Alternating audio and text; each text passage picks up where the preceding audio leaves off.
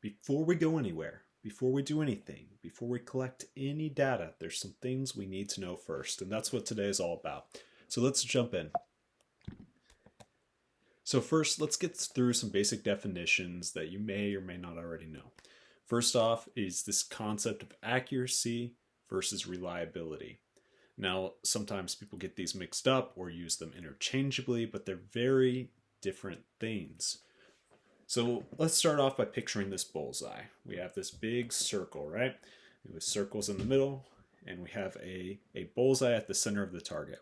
Now, accuracy is where we would shoot our arrows and we'd hit roughly around the center, right around that bullseye. Pretty accurate. We're right in the middle, right where we want to be. Now, the difference between that and reliability is reliability isn't necessarily anywhere in particular on the target, but every arrow is hitting the exact same spot. It's reliable. So, whereas accuracy is hitting the bullseye every time, reliability might be missing the bullseye, but it's hitting the same exact spot each time. So, let's picture this a little farther, or why we might need one versus the other. So, let's talk body composition, right? We want to know someone's body fat percent, how much muscle they have, and there's different ways of measuring this. One of these is called a DEXA. Maybe in another video we'll talk about DEXAs a little bit more, but DEXA is the gold standard of body composition testing. It uses its x-rays, you sit on a table, it scans you, spits out a ton of different information about all different regions of your body and exactly how much body fat you have, exactly what your bone mineral density is, exactly how much muscle you have in each section. And this is great, right? If you are really trying to get a snapshot of exactly how much you have, then you would use a DEXA. Now, there's other methods that are more reliable, though. The data might not be quite as accurate, whereas DEXA is pretty dang close to exactly what you are, but it might slide a little bit this way or a little bit that way. So let's take a different approach here. We're doing a study where we want to see not how much body fat someone has, but how much body fat they lost during the course of the study. We aren't necessarily concerned that we're like super accurate, know exactly how much body fat they have. We want to know whether our diet worked. So we would use a technique that is more reliable. Because if it's reliably saying how much body fat someone has, and then the next time it's reliably telling them how much it is, even if it's shifted on the continuum, right? But we reliably know the difference between the two. Whereas maybe if we have something that's more accurate but less reliable, they deviate towards each other or deviate away from each other slightly.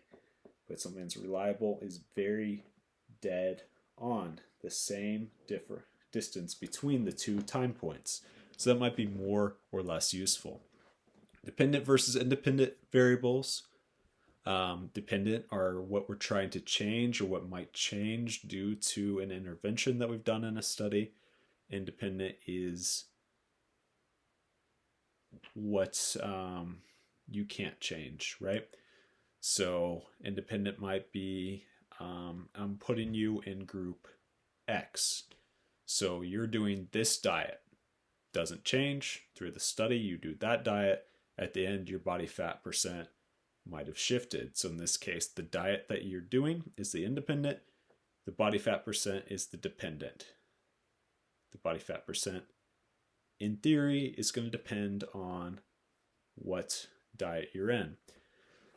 Mean, median, mode. These are different ways that we can kind of measure central tendency. Mean is average. Median is where you would have, basically you would march inwards, where it's, if we have 40 measurements, it's the 20th one. It's the one in the dead center, right? The reason why we might do one versus the other is sometimes you'll have these outliers where let's say most people are roughly getting a value of 15 on a certain test. Don't know what 15 means, but let's say it's 15. And then for some reason, one person got a value of 200. Now, if we average all these, even though 5 people got 15 and 1 got 200, it's going to be way above 15. But what we probably care about is that 5 people got 15 exactly, and we had this one person that was kind of wacky over here. Median's going to get there. Mode is what is the most common value. So you've probably seen this before, but let's say we have someone, we have 5 people. First one got a score of 1. Second one got a score of 2. Third one got a score of 2 as well. Fourth one got a score of 3. Fifth one got a score of 4. So basically, we have 2 people that got 2. Cool. That's the mode. It's the value that popped up the most often. Now, out of these other things, probably what I'm most concerned with, at least in reference to what we're talking about here and what you'll talk about with me in other videos that I make, are this idea of norm versus standard. So, a norm is going to be, actually I'm going to skip ahead here. So put a pin in this norm versus standard for a second. Here's some of the definitions. I'll leave it here. Pause it if you want to jot down notes. Okay, moving on. Here's more definitions. Now, 2 of the definitions that we have here are norm and standard. And you'll see norms and standards pop up a lot in exercise science. A norm relates to a person's score to the general population, puts people in percentiles or categories. So, for example, we could say, you are, let's go back to that DEXA we're talking about. DEXA looks at body composition, but what it's often used for in medical settings is bone mineral density, how strong your bones are. You don't want osteoporosis, you don't want weak bones, right? So we look at it and we see how strong people's bones are. And it's going to pop out with a value. So let's say your value is 1.014 bone mineral density. Now, I've done a lot of DEXAs. I'm certified at DEXAs. But when I look at that number, I can say, okay, that sounds good or it sounds bad, whatever. But most people have no clue what that number is. Even me, who's done a bunch of DEXAs, sometimes gets a little confused about what it is. But what's really simple would be is if we say you are in the 90th percentile of 25-year-old Caucasian women. So from someone from your demographic, you were in the 90th percentile. Great. You are ahead of the curve. You're beating most people. You have stronger bones than average by a good bit.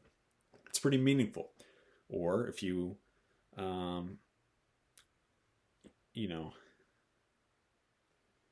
if you are in a different direction, you can then adjust and say, okay, I know I'm way behind the curve. And that's how norms are helpful. It puts people into categories. It's simple to understand. It's often percentiles. Standards, on the other hand, are a little bit different, and it's a value required for good health. We see these in exercise science a lot. One of the classic ones would be kids doing the presidential fitness test. When I was a kid, you would go to gym class and you would run the mile. And you would run, or you do sit-ups, and you do push-ups, and you do the beeper test, whatever it is. But it would say, if you are going to be a good, healthy child, you need to be able to run the mile in 12 minutes or faster. That's a standard. 12 is the cutoff. That's the value needed for good health. So this would be a recommended value. So it would use norms, and then it would set a standard. Standards don't change when a population changes. They stay the same. Norms do. If a population is trending fatter, for example, and we're using body fat percent, and the percentile that you fall in within body fat percent, then that might shift within a population. Standard does not. It might say to be healthy, you need to be at X% body fat, as an example. Now, let's move on here. So we'll use the metric system in this class. We're going from mega, kilo, centi, milli, micro, nano, pico. Hopefully you've seen these before. The reality is the metric system is way simpler.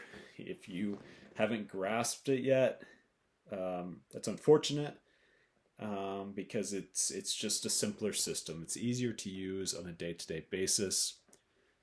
Unfortunately, I, like most people, still get a little bit mixed up on remembering exactly, or being able to picture how far a kilometer is, or whatever it may be.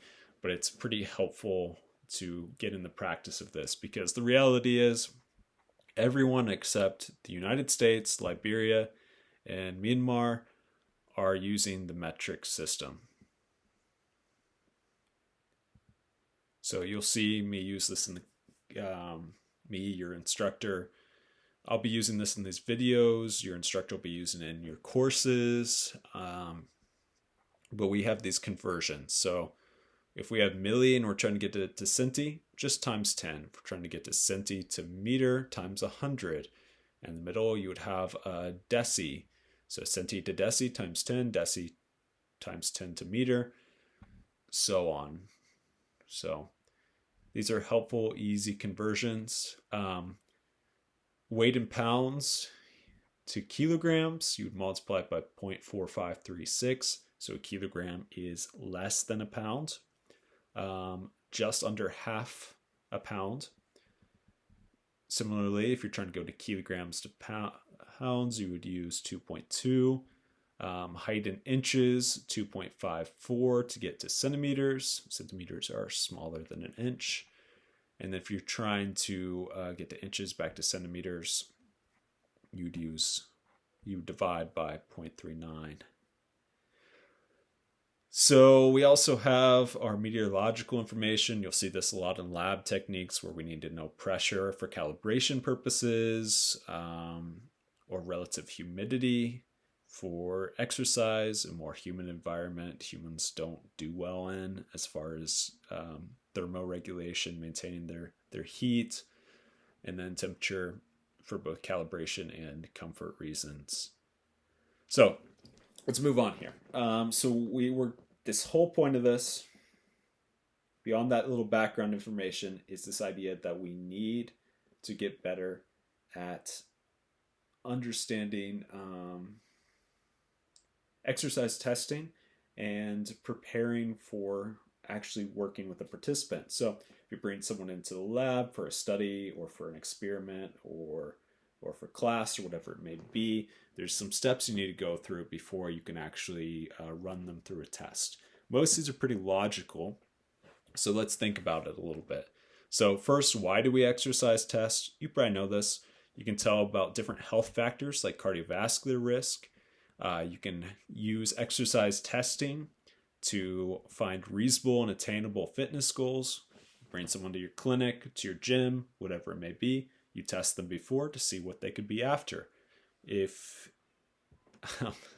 you can hear it, my sister-in-law's dog is whining, but I promised exercised her for like 4 hours before this video, so her complaints are unwarranted. But anyways, we can get this baseline data and then follow up to follow progress. So one of the things that we need to assess first before we go through exercise testing is risk. What we do not want is someone to just fall over during their test and become ill or have a sudden cardiac event. All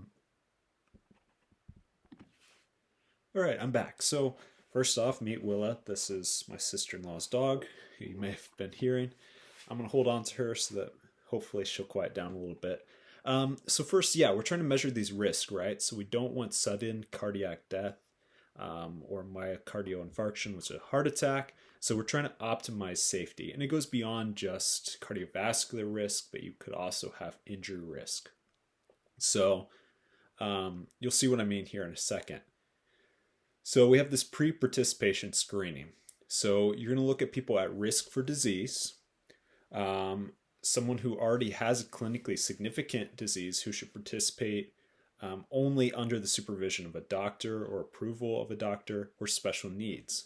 For example, I was working on a study one time that required people to run downhill very hard, right? So they have to go downhill very fast for about 45 minutes. This is designed to help bring about as much muscle damage as possible, right? So we're putting a lot of force on the joints, a lot of force on the muscles that they need to absorb and work against. And we had someone show up and respond to the study to participate who had a broken ankle. Okay. Logically, we would know you can't mix broken ankle with downhill running for 45 minutes. So we brought the participant in. They were trying to do it. They thought they could do it. Clearly, when it showed up that they had a broken ankle, we found out about that. Then they were eliminated from the study and asked not to participate. You'll see that a lot. Someone will show up to a gym. They'll be trying to, get healthier, but they can't be in there for one reason or another, at least until they heal from something. Or you would at least then become aware that, they've had a recurring shoulder injury, happens when they go into extreme ranges of motion. So you would plan their exercise protocol without any extreme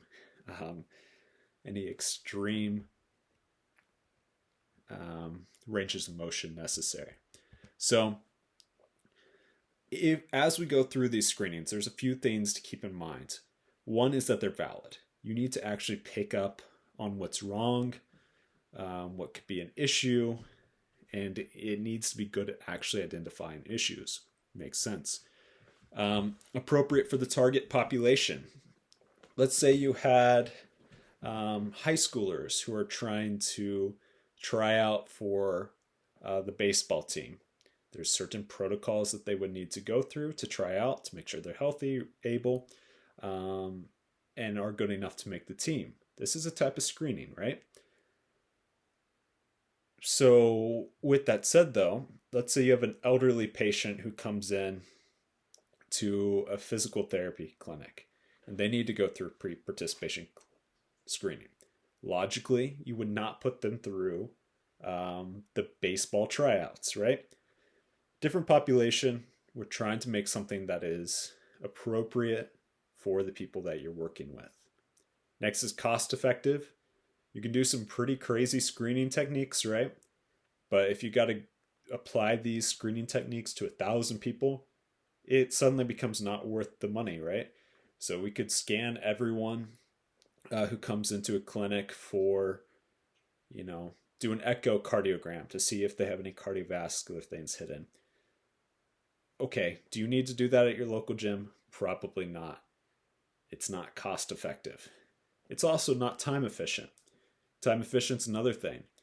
If someone's coming in, you don't want to have them spend 2 weeks filling out paperwork before they can start their workout protocol. No, you want it to be something that they can do quickly, but still going to get you that good information. So what we have is the PAR-Q. This is the 2018 version. You'll have an updated version available to you. But this is the one that's been used for the past few years. They've updated it recently. They continue to update it every few years. So what it's going to ask is this is put out as a good general starting place for screening someone. So it's going to ask some key questions. Have you ever been told you have a heart condition or high blood pressure? Yes? Okay, we should probably dive into that. No? Move on. Do you feel pain in your chest? No? Move on. It's going to kind of quickly screen for key medical issues. From there, if they answer yes, we can dive in farther and we can sort of understand what some issues might be. We can classify them as low, moderate, or high risk. This is not required, but it is probably still recommended. So someone who's a higher risk might need a different training program than someone who's at low risk, even if they come from the same population, right? Someone who just had a heart attack, high risk. It might be an 80-year-old male who just had a heart attack, and you might have another 88-year-old male who's very, very fit come in side by side, but you're going to do very different things, right? With the high risk one versus the one who's fit, low risk, or moderate risk. So you may have already seen these before, but some of these ACSM guidelines, risk factors, things like age, family history, smoking, hypertension, cholesterol, diabetes, obesity, and non-exercising or sedentary. So here's our cutoffs. This is a great tool. You'll have access to these. They're pretty easy to find as well online. But you have things like age, someone who's older, and not necessarily old by any means, but even at 45 years old, you have this increased risk of cardiovascular disease in men, or 55 in women. Someone who's had family history, that's another thing to keep in mind, particularly if they have family history of someone at a younger age, like 55 or before, or 65 before in females. Cigarette smoking, that's a risk factor. If they're inactive, based off ACSM guidelines, then that's a risk factor. Obesity, we would use BMI or waist girth. We'll talk in other videos about BMI being iffy, but for now, you can use that cutoff. Hypertension, which is high blood pressure. So we can see someone who's either on medication or who has high blood pressure adding a risk factor. Now, this is important to remember that medication counts as well. You can't just go by what their blood pressure is when you measure it. You need to ask whether they're on medication. Another thing that the PAR-Q is good for. Dyslipidemia, which is cholesterols, both good cholesterol and bad cholesterol. If their bad cholesterol is high or their good cholesterol is low, that's a problem. Or again, if they're in lipid-lowering medications. Diabetes risk would be another risk factor. And we also have high good cholesterol, high HDL, being something that removes a factor. So let's say someone is, you have a male who's 50 years old, but has no other factors, and then they have high HDL, high good cholesterol, then now they have zero risk factors, which is kind of nice, helps kind of correct for some of these others.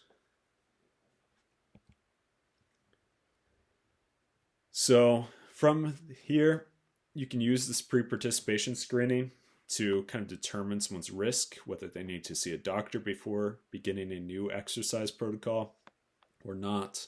And it's helpful to assess your participants. So current disease status is step 1. Step 2, do they need clearance from a doctor? And then step 3 is, can they do intense exercise, or do we need to keep it kind of lower or moderate intensity?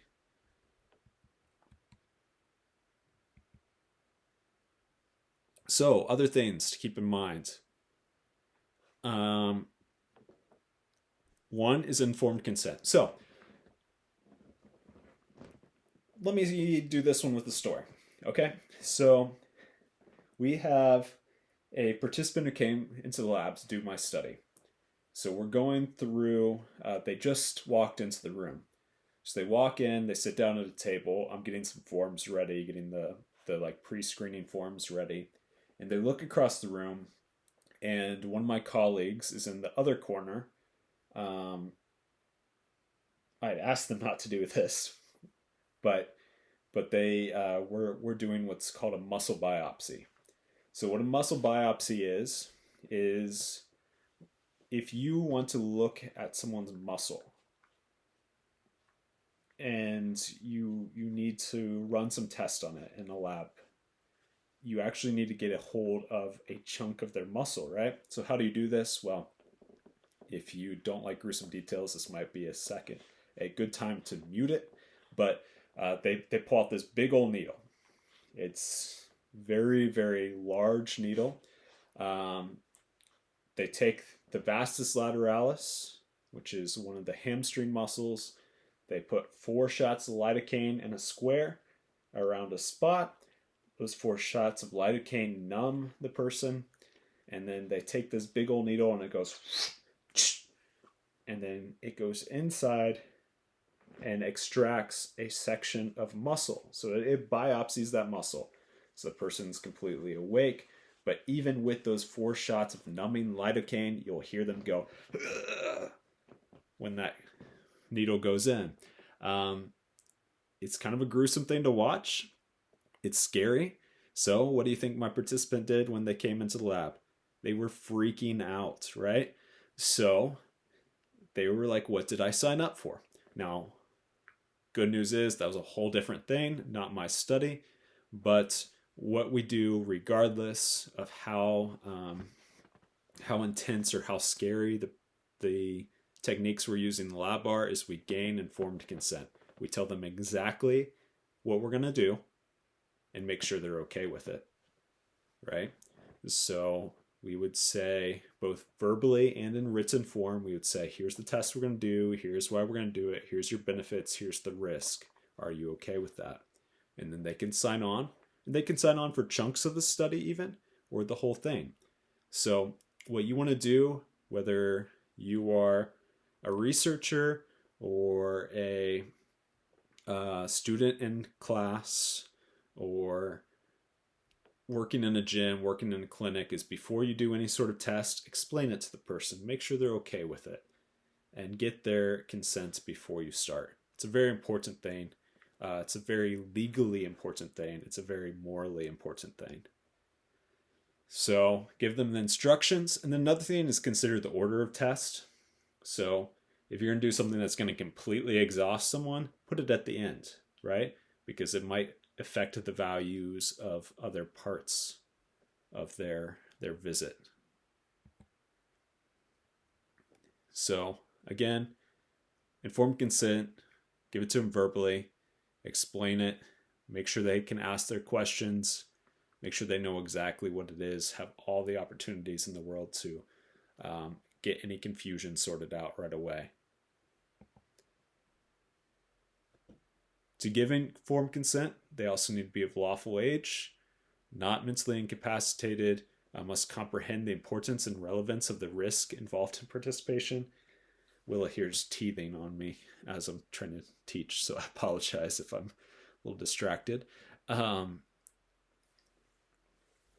they must understand the risk involved. So give it to them in their native language, right?